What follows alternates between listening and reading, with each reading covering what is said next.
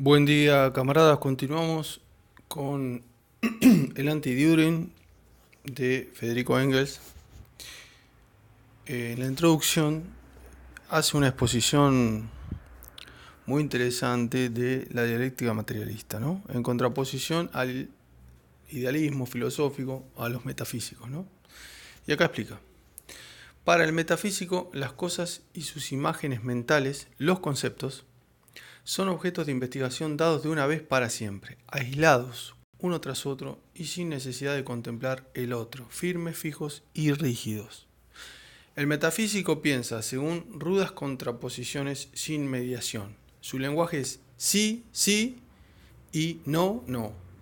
Que todo lo que pasa de eso del mar espíritu procede. Para él, toda cosa existe o no existe. Una cosa no puede ser al mismo tiempo ella misma y algo diverso. Lo positivo y lo negativo se excluyen, lo uno a lo otro de un modo absoluto. La causa y el efecto se encuentran del mismo modo en rígida contraposición. Este modo de pensar nos resulta a primera vista muy plausible porque es del llamado sano sentido común. Pero el sano sentido común, por apreciable compañero que sea en el doméstico dominio de sus cuatro paredes, experimenta asombrosas aventuras en cuanto se arriesga por el ancho mundo de la investigación.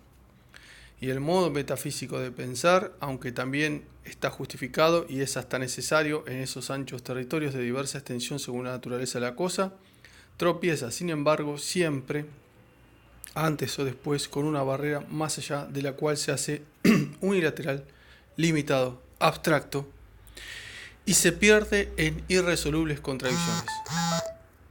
Porque atendiendo a las cosas pierde su conexión, atendiendo a su ser pierde su devenir y su perecer, atendiendo a su reposo se olvida de su movimiento, porque los árboles no le dejan ver el bosque. Para casos cotidianos sabemos, por ejemplo, y podemos decir con seguridad que no existe. Pero si llevamos a cabo una investigación más detallada, nos damos cuenta de que un asunto así es a veces sumamente complicado. Como saben muy bien, por ejemplo, los juristas que en vano se han devanado los sesos por descubrir un límite racional a partir del cual la muerte dada al niño en el seno materno sea homicidio. Los casos de aborto, ¿no?, que estamos hablando, que es un tema de extrema actualidad en este momento. No menos imposible es precisar el momento. La filosofía enseña que la muerte no es un acaecimiento instantáneo y dado de una vez, sino un proceso de mucha duración. Del mismo modo, es todo ser orgánico en cada momento el mismo y no lo es. En cada momento está elaborando sustancia tomada de fuera y eliminando otra. En todo momento mueren células de su cuerpo y se forman otras nuevas.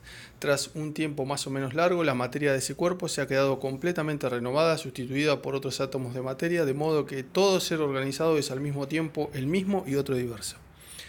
También descubrimos que con un estudio más atento que los dos polos de una contraposición como positivo y negativo son tan inseparables el uno del otro como contrapuestos el uno al otro, y que a pesar de toda su contraposición se interpretan el uno al otro. También descubrimos que causa y efecto son representaciones que no tienen validez como tales, sino en la aplicación a cada caso particular, y que se funden en cuanto contemplamos el caso particular en su conexión general con todo el mundo, y se disuelven en la concepción de la alteración universal, en la cual las causas y los efectos cambian constantemente de lugar, y lo que ahora o aquí es efecto, allí o entonces es causa, y viceversa. Todos estos hechos y métodos de pensamiento encajan mal en el marco del pensamiento metafísico. Para la dialéctica, en cambio, que concibe las cosas y sus reflejos conceptuales esencialmente en su conexión, en su encadenamiento, su movimiento, su origen y su perecer, hechos como los indicados, son otras tantas confirmaciones de sus propios procedimientos. Bueno, es muy interesante que todos podamos comprender la importancia central de este texto, el Anti-Düring, en el cual Engels hace una exposición bastante detallada de nuestro método, ¿no?, y hace la contraposición con el idealismo filosófico o la metafísica, que analiza las cuestiones de una forma estática, aislada. Cuando analiza un objeto, estudia ese objeto concretamente y deja todo lo demás en un segundo plano o como si no tuviera ninguna importancia. La dialéctica, por el contrario, analiza un objeto en su interrelación con los demás. Por eso el árbol no nos tapa el bosque, es decir, el árbol, lo que nosotros estamos estudiando, forma parte de un bosque, ¿sí? Es decir, el uno no se puede analizar sin el todos que lo rodean. Lo positivo no se puede analizar si no se analiza lo negativo. La causa no se puede analizar sin el efecto. Y el efecto se convierte en su contrario, en causa, analizando el movimiento en general. Los idealistas analizan las cosas estáticamente. Esto es así y será así por el resto de su vida. Nosotros analizamos las cosas como todo lo contrario, temporales, es aquí y ahora.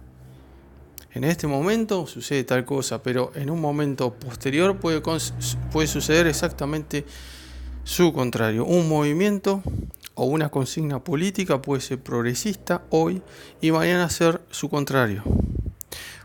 Hay muchos ejemplos en la historia, pero un ejemplo muy conocido es en la Rusia de la Revolución Bolchevique. La consigna anterior a la revolución era por una república o por convocar a la asamblea constitucional. Esa misma consigna, luego de la revolución bolchevique, la misma consigna, luchar por la asamblea constituyente, se transforma en todo su contrario, porque ya existía el poder bolchevique, que era la mayor democracia posible en esa época. Es decir, una consigna que era progresista antes de la revolución bolchevique se transforma en su contrario. Bueno, es importantísimo que todos vean, que estudien este texto, en donde ya un Engels maduro, con muchos años de dialéctica, aplicándola en muchísimas cuestiones, ya puede, dominándola, puede hacer docencia y explicarla, ¿no? Todo esto está en la introducción, en la edición digital que yo conseguí, y bueno, la pueden conseguir fácilmente todos. Venceremos, camaradas.